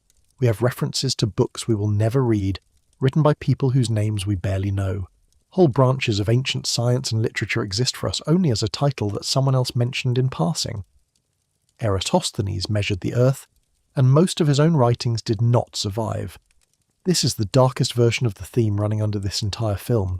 Knowledge is not lost only to floods and earthquakes and vanished civilizations. Sometimes it's lost because a library burns, because a society stops caring, because the people who understood something die before they hand it on. The ancients climbed astonishingly high, and then, again and again, the ladder was pulled up behind them. Chapter 25. The sky pressed into bronze. The Nebra disk. The scholars of Alexandria measured the heavens with mathematics and a room full of scrolls. But you did not need a great city, or even a written language, to read the sky. 3,500 years ago, in the fields of what is now central Germany, someone pressed the whole cosmos into a disk of bronze the size of a dinner plate. It's called the Nebra sky disk, and it surfaced in the most disreputable way imaginable. In 1999, treasure hunters with metal detectors dug it up illegally on a hilltop in Germany, along with a hoard of Bronze Age swords and axes, and it passed through the black market before police finally recovered it in 2002. What they'd rescued turned out to be the oldest known concrete depiction of the cosmos anywhere in the world.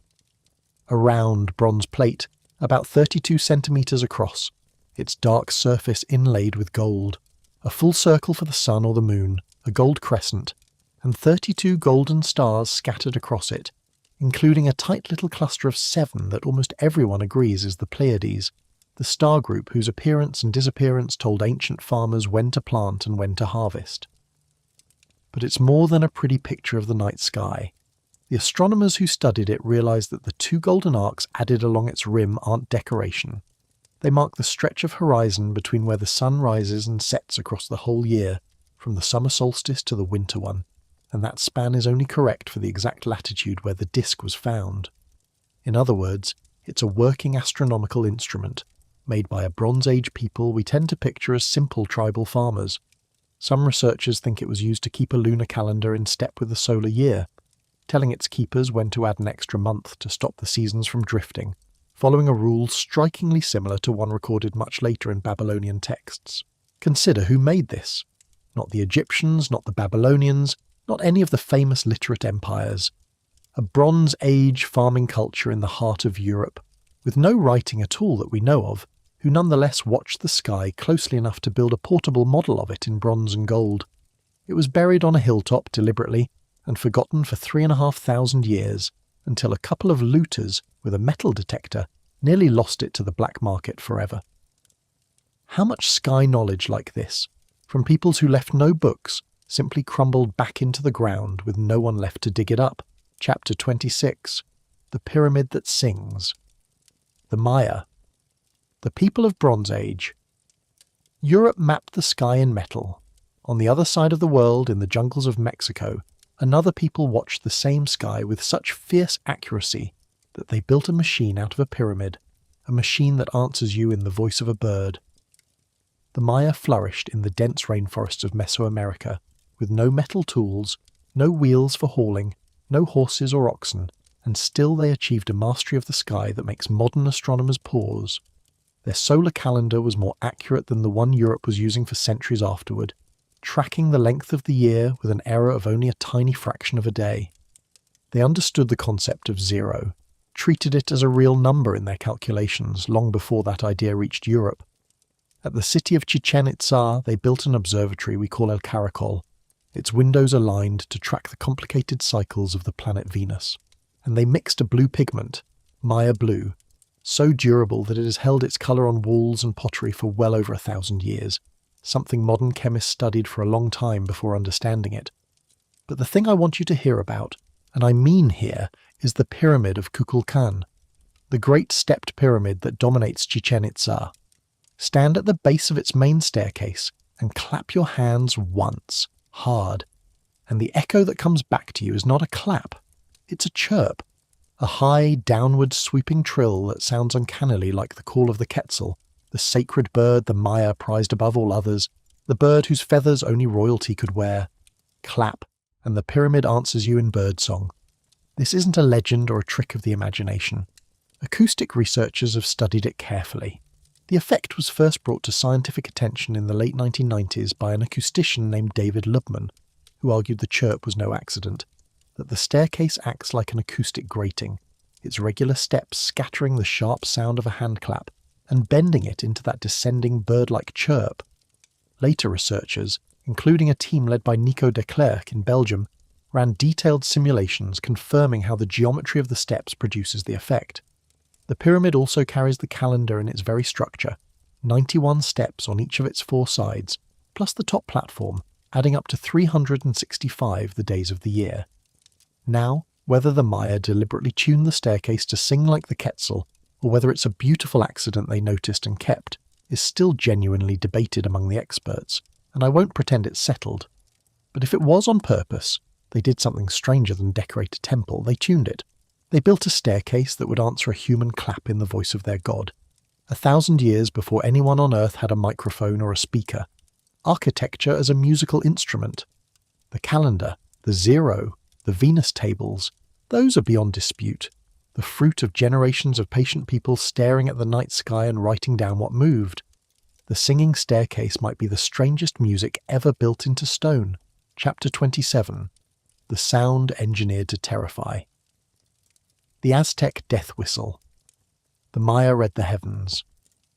A few hundred miles north, another people built a city where no city should have been able to stand, in the middle of a lake, and they filled it with an object designed to do one thing, to terrify.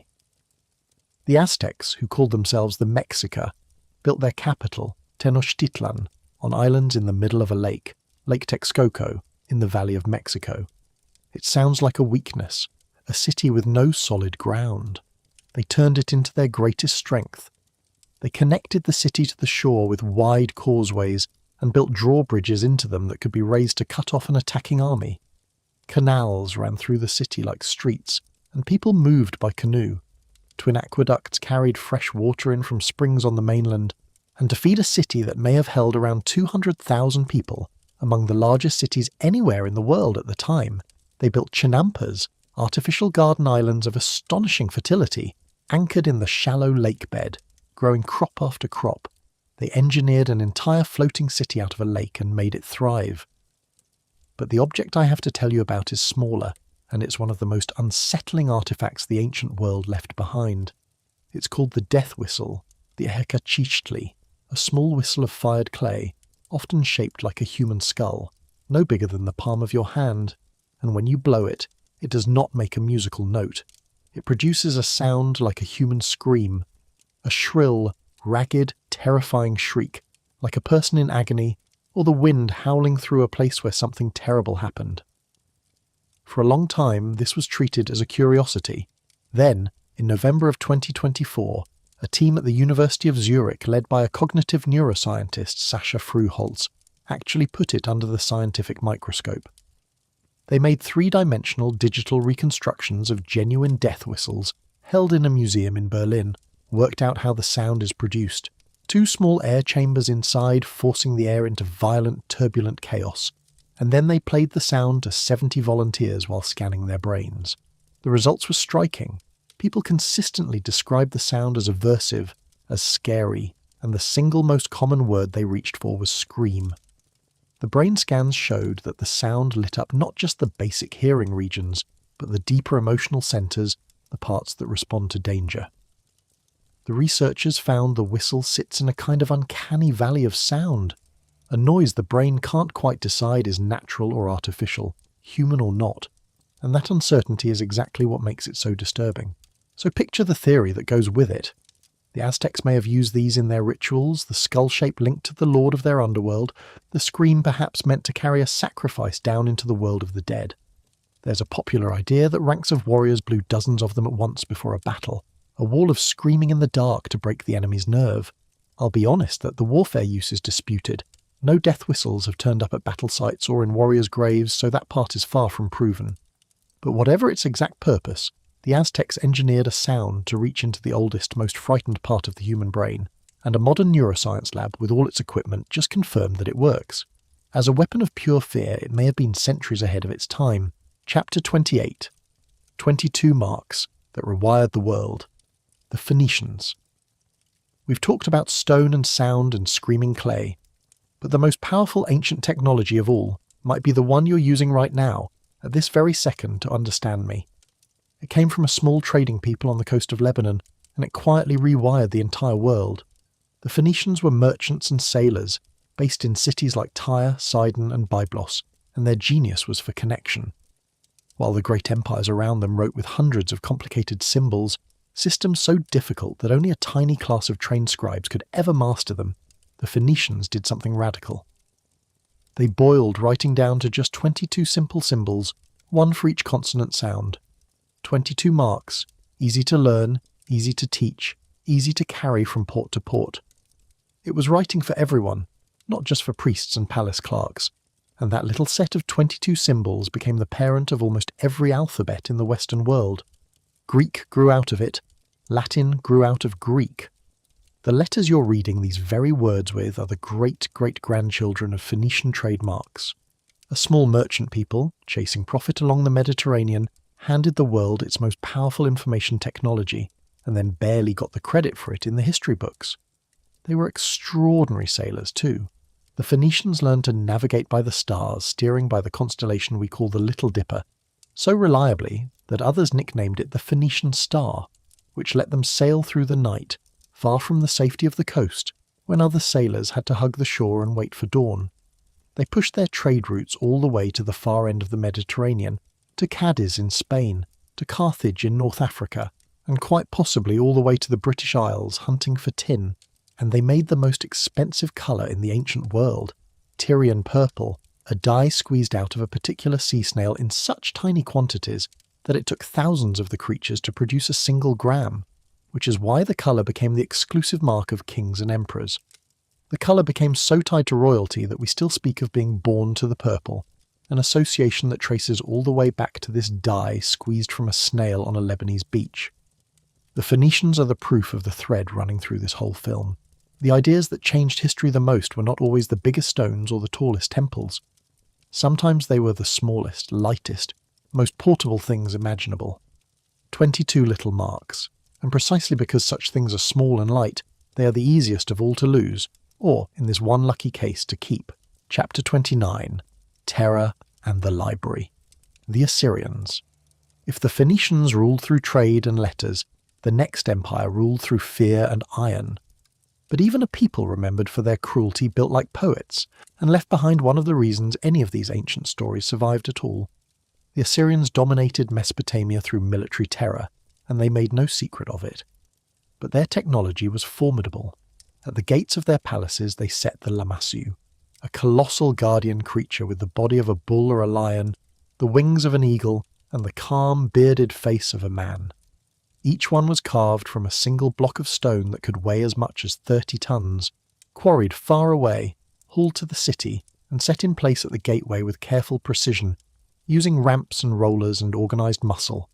They were meant to overwhelm you the moment you approached, to make a visitor feel small before the power of the king. Around 690 years before Christ, an Assyrian king named Sennacherib built a stone aqueduct at a place called Jerwan to carry water across the land to his great capital at Nineveh, one of the earliest structures of its kind known anywhere. Moving water on that scale, across distance, is a serious feat of engineering. But the Assyrian achievement I find most moving is quieter than a war machine or a giant statue. At Nineveh, a king named Ashurbanipal assembled a library, tens of thousands of clay tablets, gathered from across the known world, a deliberate attempt to collect and preserve human knowledge in one place. And it's thanks to that library that a particular clay copy of the Epic of Gilgamesh survived at all, the version scholars pieced back together and read today.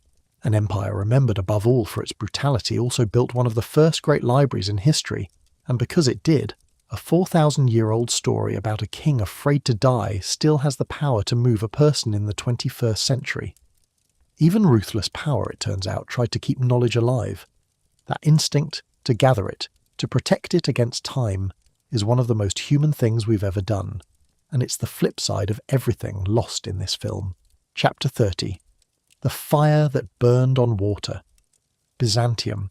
Rome fell in the west, but in the east it lived on for another 1,000 years as the Byzantine Empire, and it left behind two technologies that still feel like they shouldn't be possible. One of them stands. The other one we still can't reproduce. The one that stands is Hagia Sophia, in what is now Istanbul, built under the Emperor Justinian in the 6th century and finished around the year 537. Its great central dome is about 31 metres across, and the effect when you stand beneath it is that the dome seems to float, weightless, above the whole building. That's not an accident.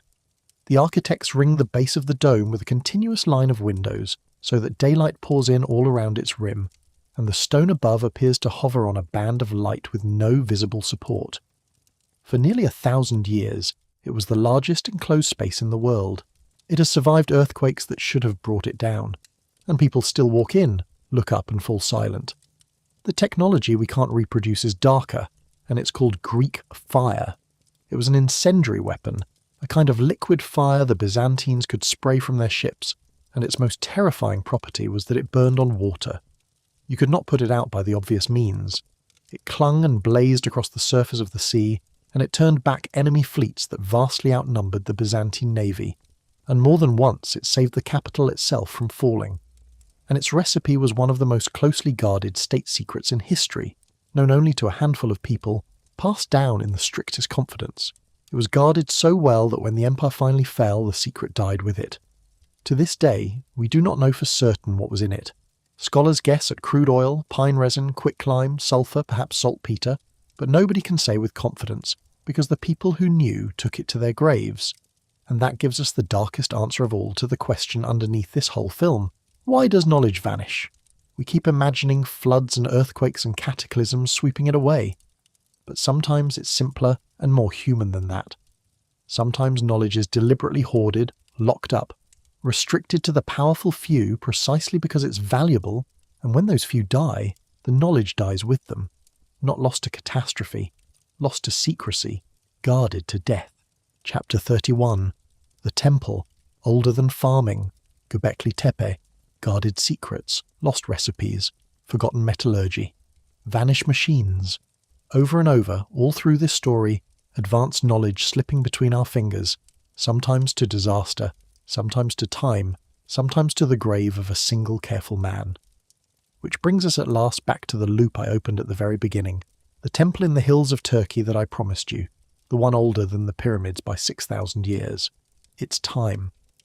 In the arid hills of southeastern Turkey, near the city of Şanlıurfa, there is a low mound called Göbekli Tepe, and it quietly snaps the timeline of human civilization clean in half. Archaeologists only began to seriously dig into it in the mid-1990s. What they found under that unremarkable hill was a series of massive stone enclosures, rings of enormous T-shaped pillars, some of them taller than a person and weighing many tons, carved with vivid reliefs of animals, foxes, snakes, scorpions, vultures, wild boar. It was clearly a place of gathering, of ritual, of meaning, a monumental site deliberately built, and then they dated it. Göbekli Tepe is around 11,600 years old, built roughly 9,600 years before the Common Era.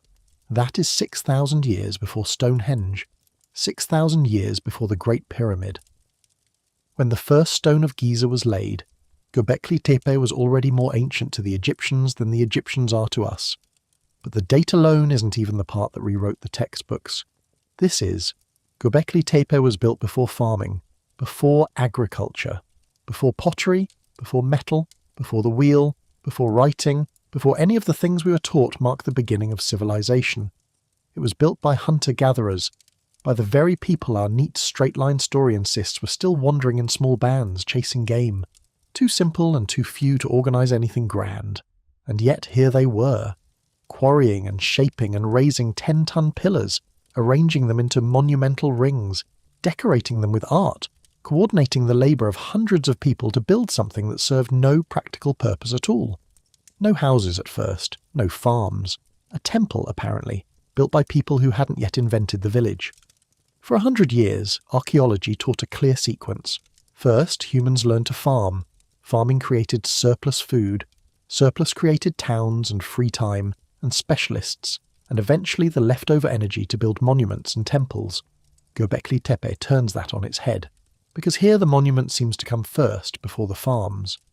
Which suggests something almost poetic, that maybe it wasn't full bellies that first pulled humans together into something larger than a wandering band.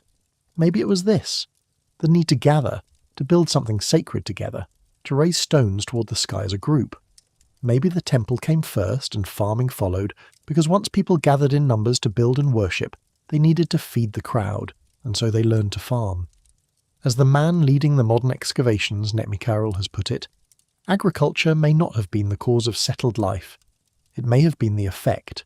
And there's a final strangeness. The builders of Göbekli Tepe at some point deliberately buried it. They filled their own enclosures back in with rubble and earth, on purpose, and that's part of why it survived so intact for us to find. They hid it. We don't fully know why, and Göbekli Tepe is not alone. About 40-odd kilometres to the east lies a sister site, Karahan Tepe, part of a whole cluster of these ancient places that Turkish archaeologists are now excavating under a project called Taş Tepeler, the Stone Hills. Karahan Tepe may be just as old, or older, and it has been giving up staggering finds season after season, rooms carved down into the bedrock, more than 250 pillars, a claimed alignment to the winter solstice that could be among the oldest ever recorded. And in the last couple of years, the discoveries have accelerated. A 2.3 metre statue of a man, so realistic, with its ribs and its expression, that researchers called it unlike anything from that era. Dozens of subterranean dwellings clustered like a honeycomb, showing these were permanent homes, not campsites. And in the autumn of 2025, archaeologists there lifted a T-shaped pillar and found something never seen before, a human face carved into it. The first time anyone has found a face on one of these pillars anywhere in the Stone Hills. It was, in the words of the excavation team, the missing piece that finally confirmed what those T-shaped pillars had always seemed to be.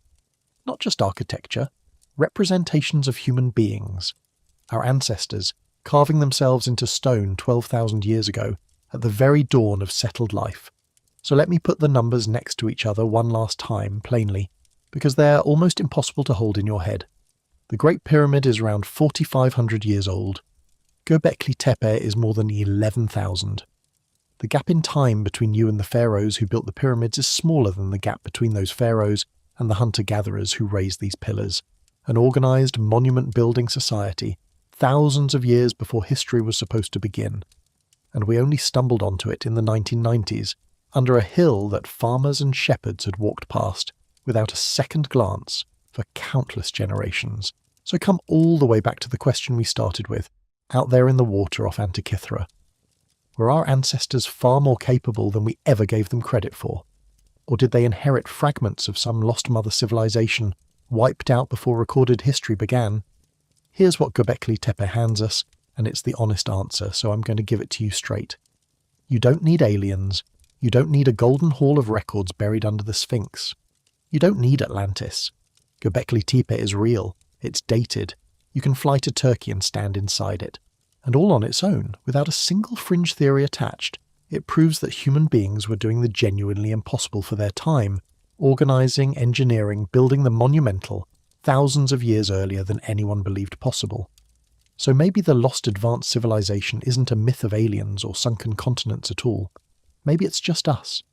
Earlier than we thought, more capable than we allowed, and mostly forgotten. Or maybe, and this is the door nobody can close yet, Göbekli Tepe is only the first sign of something much bigger that we haven't dug up. Only a fraction of these Stonehill sites has been excavated. What's still down there, waiting under the next hill? That is the honest edge of what we actually know. And that's exactly where I hand it to you. Almost everything we've walked through came to us by pure luck. A shoebox of bronze that happened to sink in the one bay where divers would find it. A temple that happened to lie under the one hill nobody thought to dig. A buried city found because a man knocked through his own basement wall. Which leaves the real question, the one I can't stop turning over. If this is what we found by accident, What is still out there, unfound, under the sand and the sea and the hills? So I'll ask you straight, and I genuinely want to know. When you lay all of it side by side, what do you see? Do you see the ghost of a single lost civilization, older than any of these, whose scattered children built pyramids and computers and singing temples from a half-remembered inheritance? Or do you see us, plain human beings, underestimated for far too long, doing the impossible with rope and fire and patience and stubborn genius? There's no wrong answer tonight, but I want yours. Tell me which way you lean, and why, down in the comments. I read them, all of them. And if this was worth your evening, do one small thing before you go: subscribe and leave a like. It's a quiet signal that tells me to keep digging up these forgotten corners of the past and carrying them back to you. If your mind is still turning this over, and I hope it is, I've got another one waiting for you right now. A deeper look at the strangest of these sites and what the newest digs are pulling out of the ground. It goes further down than this one did. The ground keeps its secrets a long time, but it doesn't keep them forever. A shepherd's hill turns out to be a temple. A basement wall opens onto a buried city. A shoebox of bronze becomes the oldest computer on Earth. The next one is out there right now, waiting under the sand or the sea or the grass, for the right accident to bring it up into the light. Keep your eyes open, keep your mind wider, and I'll see you back here when the next hill gives something up.